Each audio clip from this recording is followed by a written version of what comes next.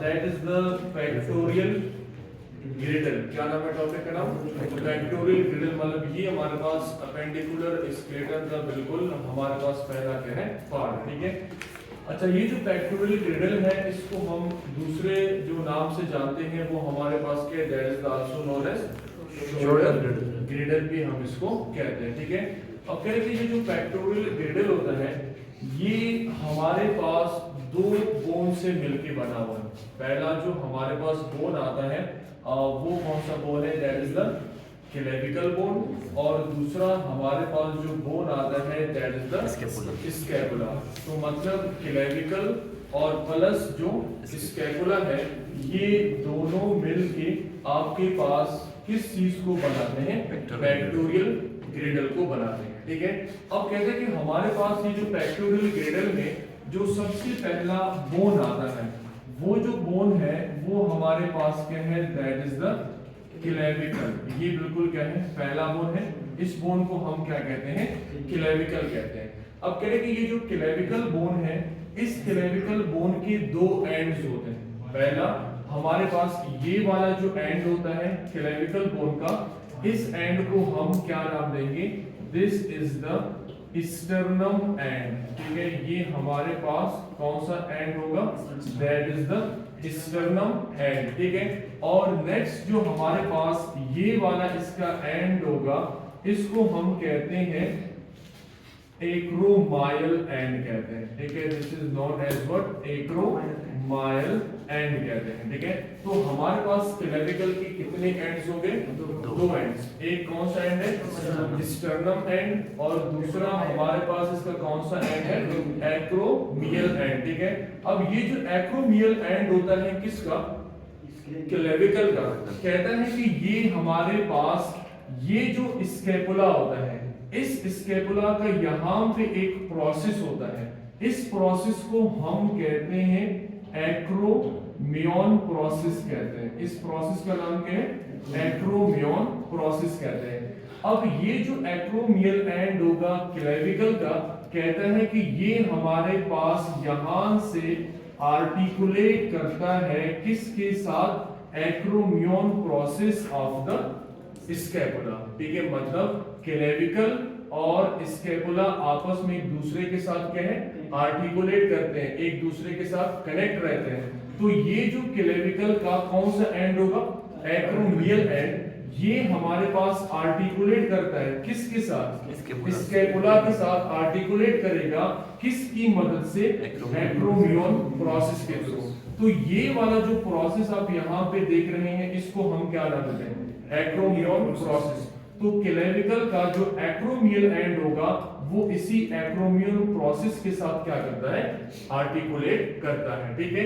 और यहां पे अपने याद रखना है कि नेक्स्ट हमारे पास ये वाला इसका कौन सा एंड है, स्टर्नम एंड।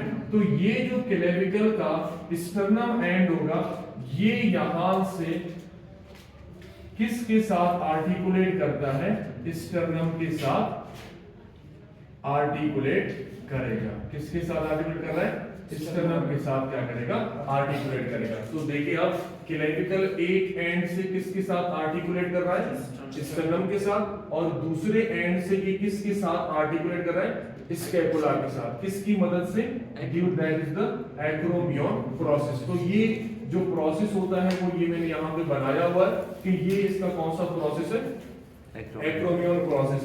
तो ये क्लेविकल का जो एक्रोमियल एंड होता है ये एक्रोमियल एंड आर्टिकुलेट करता है किसके साथ, एक्रोमियल प्रोसेस के साथ। तो हम कहते हैं कि इसी प्रोसेस की मदद से क्लेविकल जो होता है वो स्कैपुला के साथ क्या करता है, कनेक्ट रहता है, क्लियर।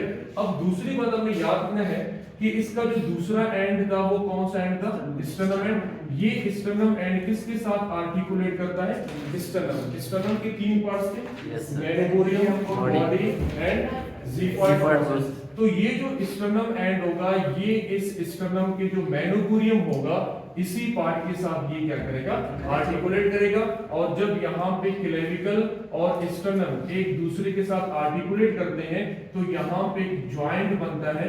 इस जॉइंट को हम क्या नाम देंगे, स्टर्नो क्लेविक्युलर जॉइंट का नाम देंगे। क्या नाम देंगे इस जॉइंट को? Sternoclavicular joint. अब स्टर्नो कहां से निकला है? स्टर्नम से। क्लेविकुलर कहां से निकला है? क्लेविकल। तो भाई क्लेविकल जब स्टर्नम के साथ क्या करता है? आर्टिकुलेट करता है, तो यहाँ पे इस आर्टिकुलेशन के इस पॉइंट पे हम इसको क्या नाम देंगे? Sternum clavicular joint. ठीक है, मतलब ये वो जॉइंट है, ये वो जगह है जहां पे क्लेविकल और स्टर्नम एक दूसरे के साथ मिलते हैं। ठीक है, इसके बाद हमारे पास यहां पे देखें, ये क्लेविकल हो गया। ठीक है, this is the what? Acromion process हो गया। अब ये क्लेविकल इसी एक्रोमियन प्रोसेस के साथ किसके साथ कनेक्ट रहता है? इसके। हाँ, तो कहता है कि जब ये क्लेविकल का एंड इस एक्रोमियन के प्रोसेस के साथ क्या करता है? आर्टिकुलेट करता है, तो यहाँ पे भी हमारे पास जॉइंट बनेगा या नहीं? yes, अच्छा, ये जो जॉइंट यहाँ पे बनेगा, लेट सपोज इस जॉइंट को हम क्या नाम देंगे? This is known as what? Acromion process. ठीक है, एक्रोमियो क्लेविकुलर जॉइंट। ठीक है, इसको हम क्या नाम देंगे? एक्रोमियो क्लेविकुलर जॉइंट। अब देखो ये एक्रोमियो कहां से निकाला गया है? It is taken from the acromion process and clavicular का मतलब क्या है? That is the clavicle. तो क्लेविकल और एक्रोमियन प्रोसेस आपस में एक दूसरे के साथ क्या करते हैं? आर्टिकुलेट करते हैं। जिस पॉइंट से आर्टिकुलेशन हो रहा है उसी पॉइंट को हम क्या नाम देंगे? एक्रोमियो क्लेविकुलर जॉइंट कहेंगे। क्लियर है? अब हमारे पास कहता है कि यहाँ पे एक ये जो स्ट्रक्चर होता है, इस स्ट्रक्चर को हम कहते हैं कैराकोइड प्रोसेस। क्या नाम देंगे इसे? कैराकोइड प्रोसेस। तो यहाँ पे कितने प्रोसेस है? दो। एक है एक्रोमियन प्रोसेस, दूसरा हमारे पास क्या है? कैराकोइड प्रोसेस। तो एक्रोमियन प्रोसेस हमारे पास इसके साथ क्या आर्टिकुलेट करता है? क्लेविकल का एक्रोमियल एंड ठीक है आर्टिकुलेट करता है। सही है। अच्छा, यहाँ पे नेक्स्ट हमारे पास ये जो स्कैपुला है, इसके यहाँ पे कैविटी होती है। यहाँ पे क्या होता है? कैविटी होती है। ये जो कैविटी होगा, इस कैविटी को हम क्या नाम देंगे? That is known as what? Glenoid cavity. ठीक है, इस कैविटी का नाम क्या होगा? गिलिनॉइड कैविटी होगा। तो ये हमारे पास क्या है? कैविटी है। इस कैविटी को नाम क्या देंगे? गिलिनॉइड कैविटी। मतलब वो कैविटी जिसके साथ ह्यूमरस का जो हेड होता है वो क्या करता है? आर्टिकुलेट करता है। अब ये हमारे पास कौन सा बोन है? Definitely this is the what? Humerus. ये कौन सा बोन हो गया? ह्यूमरस हो गया। अब ये जो ह्यूमरस का अपर वाला जो पार्ट होगा, this is the proximal and. ये इसका ऊपर वाला पार्ट का नाम क्या होगा? प्रोक्सिमल एंड होगा। डेफिनेटली ये जो नीचे वाला एंड होगा, this is known as what? Distal end. ये कौन सा इसका एंड होगा? डिस्टल। ऊपर वाला एंड का नाम क्या है? Proximal and. नीचे वाला एंड का नाम क्या है? Distal end. तो ये जो ह्यूमरस का जो प्रोक्सिमल एंड होगा, यही प्रोक्सिमल एंड जो है ये इसी कैविटी के अंदर जाके फिट होता है। अब लाजमी बात है, जब ह्यूमरस का हेड इस ग्लिनॉइड कैविटी के साथ जाके क्या होता है? आर्टिकुलेट करता है या तो फिट होता है, तो इस पॉइंट पे भी हमारे पास एक जॉइंट बनेगा। और वो जो जॉइंट होता है, that joint is known as what?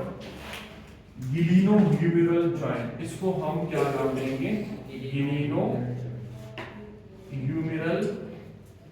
Joint का नाम देंगे। ठीक है, तो ये हमारे पास कौन सा जॉइंट हो गया? गिलिनो-ह्यूमेरल जॉइंट। क्लियर?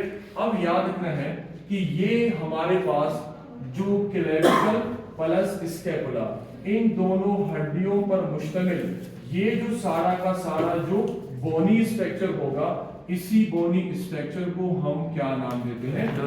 वेक्टोरियल गिरिडल कहते हैं। क्या नाम देंगे इसे?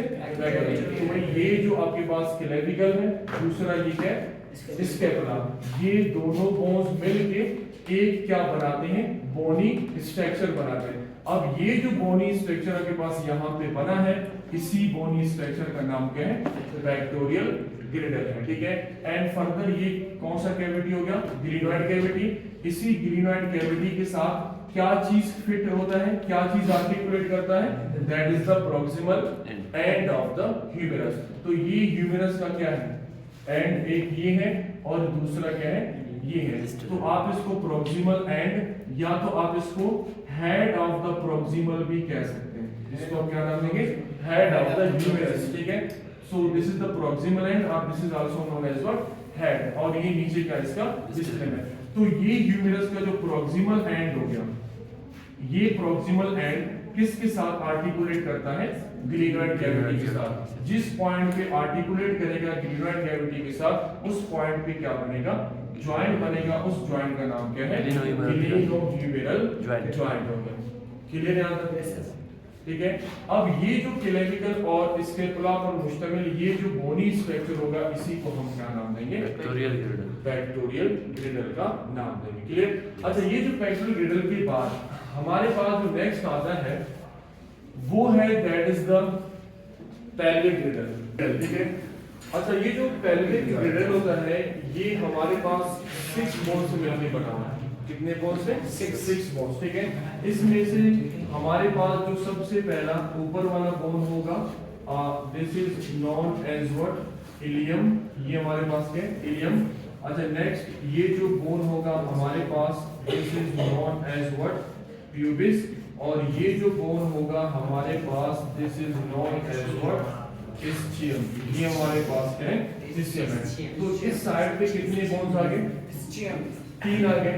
एक क्या है, इलियम है, दूसरा क्या है, प्यूबिस, और तीसरा क्या है, ischium, ठीक है। अच्छा, इसी तरह यहाँ पे भी हमारे पास इस लेफ्ट साइड में भी पहला बोन क्या आएगा, इलियम आएगा, ठीक है। नेक्स्ट जो बोन होगा वो क्या आएगा, ओके, प्यूबिस आएगा, एंड ये हमारे पास क्या है, that is known as what, ischium, ठीक है। अब देखिए हमारे पास टोटल कितने बोन्स आ गए, 6 बोन्स आ गए। 2 बोन्स हमारे पास कौन से हो गए, इलियम, 2 बोन्स हमारे पास कौन से हो गए, प्यूबिस, और 2 बोन्स हमारे पास कौन से हो गए, ischium। मतलब ये है कि ये वाला जो साइड होगा, इस साइड की अगर हम बात करें तो ये कितने हड्डियों से मिलके बना हुआ है, 3, और ये वाला जो साइड होगा ये भी कितने हड्डियों से मिलके बना हुआ है, 3। कहता है कि जो हमारे पास एडल्ट्स होते हैं उन एडल्ट्स के अंदर ये इलियम, प्यूबिस और ischium इस साइड के आपस में एक दूसरे के साथ क्या होते हैं, फ्यूज होते हैं, और इनकी फ्यूजन की वजह से हमारे पास एक बोन बनता है, ठीक है। और वो जो एक बोन बनेगा उसको हम क्या नाम देंगे, that is known as what, right coccygeal bone का नाम देंगे। तो ये अब हमारे पास एक बड़ा बोन बन गया। ये एक जो बड़ा बोन बन गया है इस साइड पे, ठीक है, ये कितने बोन्स की फ्यूजन से मिलकर बना है, ये कौन सा साइड है, राइट साइड। तो राइट साइड में से एक कौन सा बोन हो गया, इलियम, दूसरा प्यूबिस, तीसरा ischium। ये 3 बोन्स एडल्ट्स में आपस में एक दूसरे के साथ क्या होते हैं, फ्यूज होते हैं, और इनकी फ्यूजन की वजह से एक बड़ा बोन बनता है जिसको हम क्या कहते हैं, राइट कॉक्सियल बोन कहते हैं, या तो आप इसको हिप बोन भी कहते हैं, ठीक है। इसी तरह हाँ, इस साइड की देखिए, ये कौन सी साइड है, लेफ्ट साइड। यहाँ की भी जो इलियम, प्यूबिस और ischium ये भी आपस में एडल्ट्स के अंदर एक दूसरे के साथ क्या होते हैं, फ्यूज होते हैं, और इनकी भी फ्यूजन से एक बड़ा बोन बनता है, उसको फिर हम क्या नाम देंगे, लेफ्ट कॉक्सियल बोन का नाम देंगे, या तो हम इसको सिंपल लफ्जों में हिप बोन भी कहते हैं। तो मतलब ये है कि हमारे पास अब इन हड्डियों की फ्यूजन से कितने बड़े बोन बन गए, 2। एक है राइट कॉक्सियल बोन, ठीक है, दूसरा है लेफ्ट कॉक्सियल बोन, या तो आप इसको हिप बोन भी कह सकते हैं, ठीक है। अब ये जो हमारे पास राइट कॉक्सियल बोन और ये क्या है, लेफ्ट कॉक्सियल बोन, बिल्कुल नीचे की तरफ यहाँ पे इनके दरमियान एक सेकेंडरी कार्टिलेजिनस ज्वाइंट भी होता है। कौन सा ज्वाइंट होता है, सेकेंडरी कार्टिलेजिनस ज्वाइंट होता है। अब ये जो ज्वाइंट होता है हम कहते हैं this is the secondary cartilaginous joint होता है, ठीक है। अच्छा, ये जो हमारे पास ज्वाइंट होता है इस ज्वाइंट को हम क्या नाम देंगे, प्यूबिक सिम्फाइसिस। इसको हम क्या नाम देंगे, प्यूबिक सिम्फाइसिस। प्यूबिक सिम्फाइसिस क्या है, it is simply what secondary cartilaginous joint. अच्छा सेकेंडरी कार्टिलेजिनस जॉइंट कौन से जॉइंट को कहते हैं?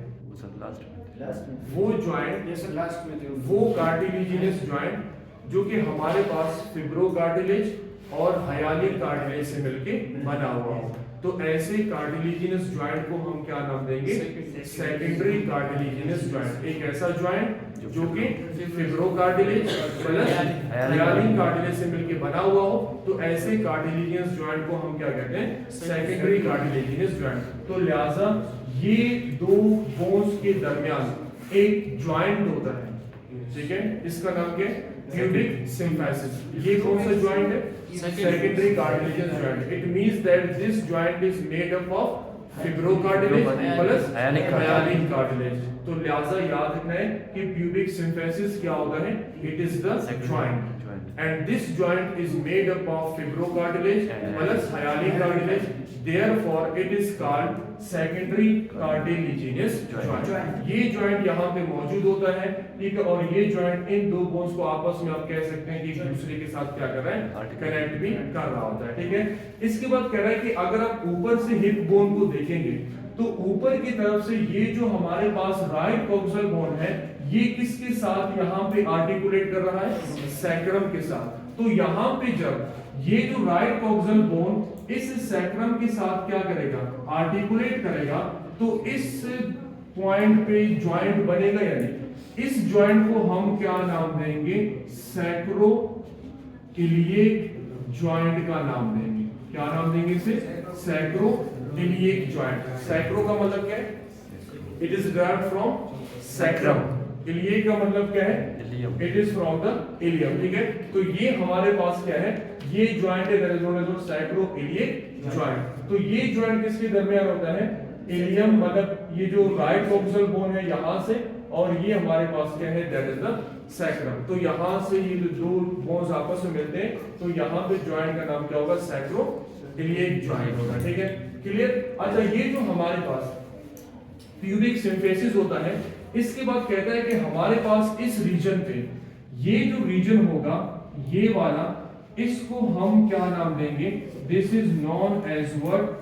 प्यूबिक आर्क कहते हैं। इसको हम क्या नाम देंगे? प्यूबिक आर्क कहते हैं। ये जो प्यूबिक आर्क होता है, ठीक है, कौन सा आर्क है ये? प्यूबिक आर्क है। कह रहे कि अगर हम इस प्यूबिक आर्क की बात करें तो मेल्स के अंदर ये जो प्यूबिक आर्क है ये हमारे पास क्या होता है?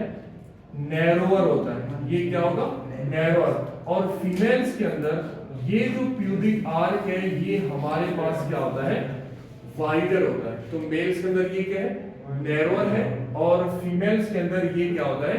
वाइडर होता है। मतलब ये है कि अगर हम यहाँ पे कहते हैं कि भाई लेट्स सपोज, ठीक है, ये आपके पास फॉर एग्जांपल प्यूबिक सिम्फिसिस है, ठीक है, what is that? This is the pubic symphysis. अब यहां पे कह रहा है कि हमारे पास,